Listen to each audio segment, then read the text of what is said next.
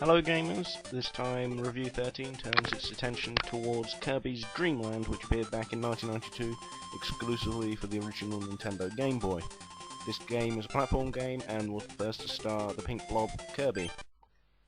The story of Kirby's Dreamland goes to the fact that the self-proclaimed King of Dreamland, King DDD, has stolen all the food from the people.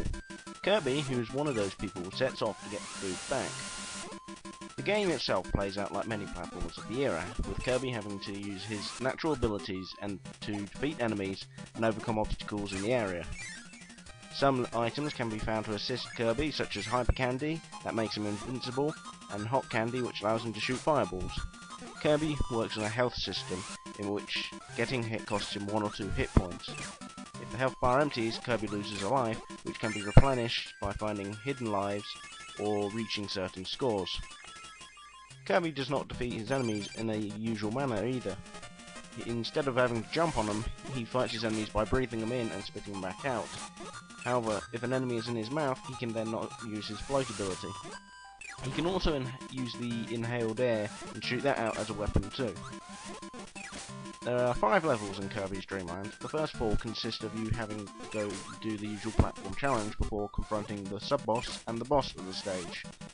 The last level, however, takes the form of a boss rush stage. As with most Game Boy games, the controls are pretty simple. The D-pad moves Kirby around, and pressing down makes him duck, and up inhales air. Repeatedly pressing up will make him float higher. The A button is the jump button, and is used to make Kirby float higher when air is inhaled, so it sort of does the same thing as the up button. The B button is the attack button. It inhales and spits out enemies, and shoots fire when the spicy candy is eaten. You can also swallow the inhaled enemies by pressing down on the D-pad when in Kirby's mouth. However, he cannot copy his enemies' abilities in this game. It would only destroy them. The copy ability came around in the next game, Kirby's Adventure. The graphics are what you expect them to be in a Kirby game, cute and cuddly. However, they show real good clarity. This could be down to the fact that it's really simple design, but either way it works. The game is also one of the most superior games on the Game Boy in the visual department. The music also has an epic feel to it. Most of the music is used in the Smash Bros. Series today and is continually used, updated of course, in current Kirby games. And sound effects are pretty good too. Kirby's Dreamland was originally created by Masahiro Sakurai of HAL Laboratories with the intention of creating a video game for beginners. The character of Kirby was not originally going to be in it. He was a dummy character in the beginning to test the game while being developed. However, he was liked so much that they decided to keep him. Originally, he was called Popopo, and the game was going to be called Popopo Twinkle.